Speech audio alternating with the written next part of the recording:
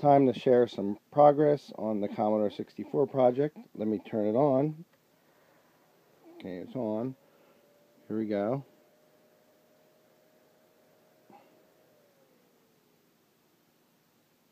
And there's the boot screen. You see up here, 16 gigs of RAM.